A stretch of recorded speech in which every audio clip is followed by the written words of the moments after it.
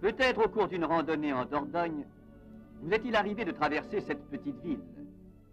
C'est Montignac-sur-Vézère, dont le nom allait du jour au lendemain être connu de tous les savants du monde entier. Voici comment. À l'école communale de Montignac, les élèves ne sont ni moins ni plus attentifs que dans les 30 000 autres écoles communales de France. Écoutons un instant ce que leur apprend ce jour-là le maître d'école. À l'âge de pierre, l'homme vivait de chasse et de pêche.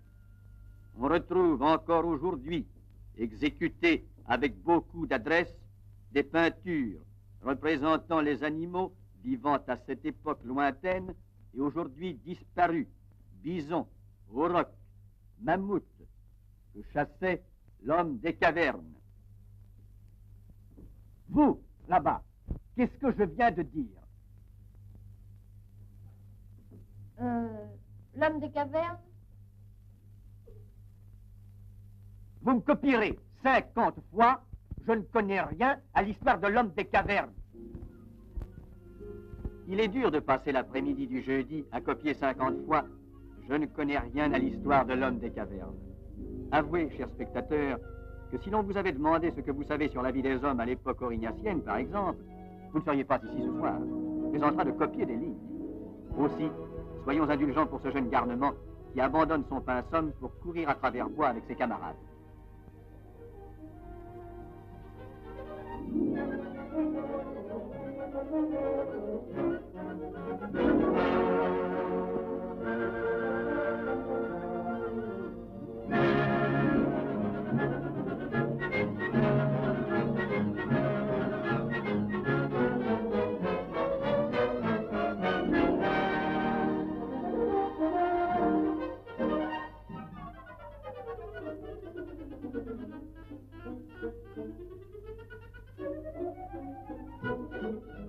Ces deux-là, qui ne s'arrêtent même pas pour manger des mûres, doivent avoir une sérieuse idée en tête.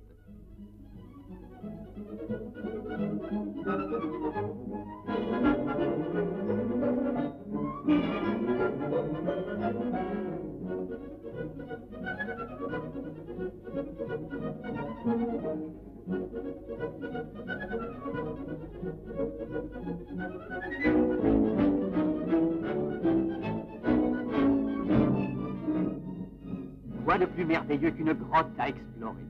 Avec un peu d'imagination, cela peut très bien être la caverne d'Ali Baba et des 40 voleurs.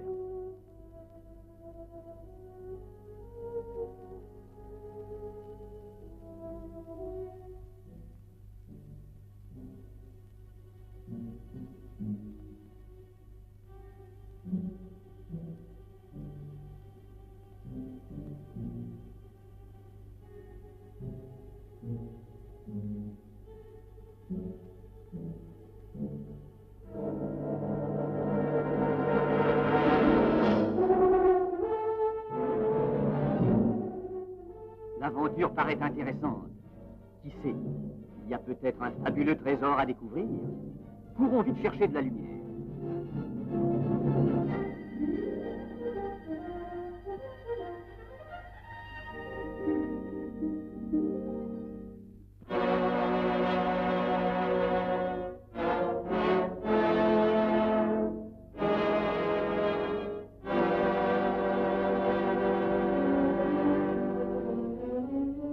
N'est-ce pas une hallucination? Sous les yeux émerveillés des enfants, apparaît sur la pierre le dessin d'un curieux animal. N'est-ce pas là le bison dont le maître d'école parlait hier? Si les enfants ne trouvèrent pas le trésor qu'ils cherchaient, ils venaient par contre de découvrir ce que les savants allaient par la suite reconnaître comme la grotte préhistorique la plus belle et la mieux conservée du monde. Le maître d'école a peine à croire à une semblable trouvaille. Le mieux est d'aller se rendre compte par soi-même.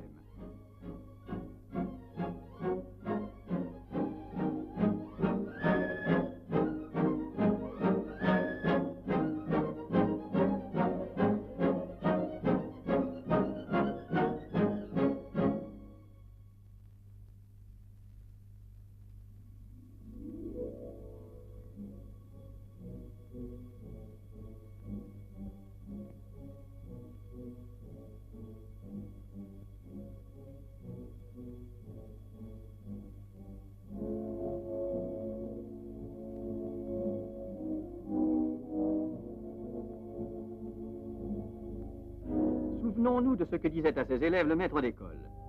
À l'âge de pierre, l'homme vivait de chasse et de pêche. On retrouve encore aujourd'hui, exécutées avec beaucoup d'adresse, les peintures des animaux que chassait l'homme des cavernes.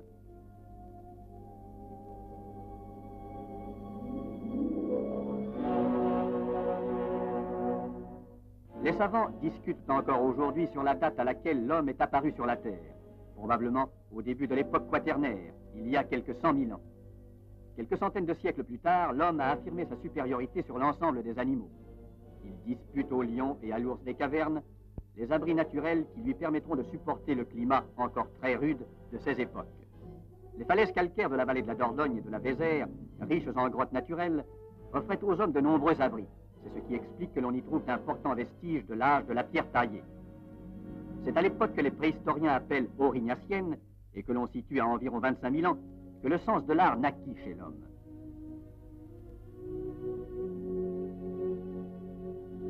C'est à la suite d'un éboulement accidentel du couloir d'entrée que cette grotte s'est trouvée obturée et par conséquent inaccessible. D'autres conditions exceptionnelles, telles que la sécheresse des parois et l'absence de circulation d'air, permirent aux peintures qu'elles renferment d'être conservées à travers les millénaires dans un parfait état de fraîcheur. On admet que les hommes n'habitaient pas les salles complètement obscures de ces grottes profondes, et c'est sans doute beaucoup moins pour orner une demeure que pour sacrifier à des rites magiques qu'ils figuraient les animaux dont la capture était nécessaire à leur existence. Le chasseur, après s'être adressé au sorcier pour représenter l'animal qu'il veut tuer, le fait percer de flèches. Dans son esprit, grâce à cet envoûtement, ses propres flèches seront meurtrières et la chasse sera fructueuse. C'est là une nécessité absolue pour lui et les siens, sinon pour subsister que des fruits sauvages et le gibier qu'il tue.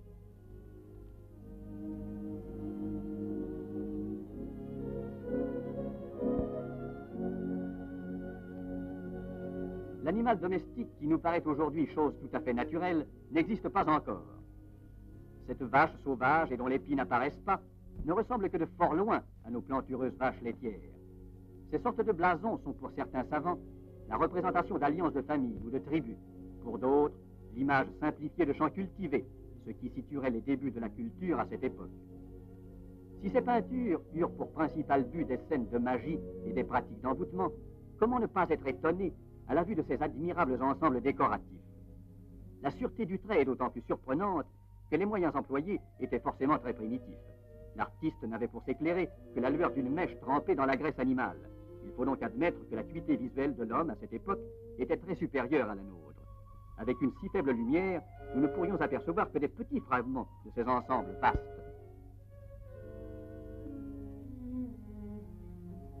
Cette vache est manifestement représentée dans un mouvement de chute. C'est qu'elle vient d'être prise au piège que cette grille représente. Il s'agissait sans doute de fosses recouvertes de branchages, procédé encore pratiqué de nos jours. C'est au piège également que le chasseur espère prendre ses chevaux sauvages, ainsi que ce bouquetin, animal dont quelques rares individus vivent encore aujourd'hui sur les sommets difficilement accessibles de hautes montagnes. Un tout autre procédé de chasse consistait à poursuivre les animaux afin de les amener au bord des hautes falaises. Pris de panique, ils se précipitaient d'eux-mêmes dans le vide. Les dizaines de milliers d'ossements d'animaux trouvés au pied d'escarpements rocheux avaient déjà fait supposer l'existence de cette forme de chasse. La découverte de ces peintures en apporte aujourd'hui la preuve.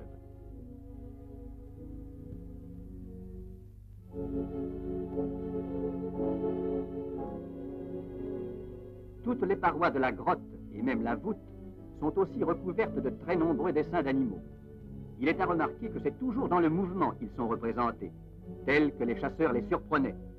On peut en conclure que le sens de l'observation était très développé chez l'homme à cette époque, puisqu'il pouvait, de mémoire, retracer avec tant de perfection des scènes furtivement entrevues.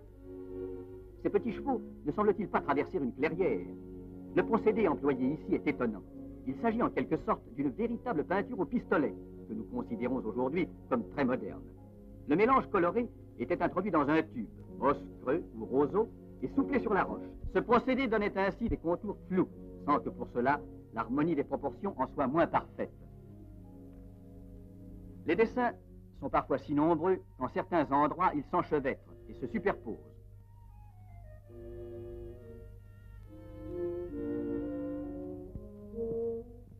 Cet étrange animal, au corps de bovidé, à la tête inconnue, n'a jamais existé. Beau sujet de discussion pour les savants préhistoriens. C'est toute une histoire que nous voyons ici, qui nous révèle un drame. Le chasseur est parti à la recherche du gibier. Il est à noter qu'il est représenté avec une tête d'oiseau, sans doute pour que les envoûtements que l'on peut pratiquer sur le dessin n'aient pas de prise sur lui. Il rencontre le terrible bison qu'il perce de sa flèche. Les tripes de l'animal pendent lamentablement, mais le bison n'est pas mort. Il fonce sur son adversaire, le terrasse d'un terrible coup de corne et le tue. Et, sous le totem funéraire que représente cet oiseau, dort depuis 25 000 ans un de nos ancêtres dont la civilisation se perd dans la nuit des temps.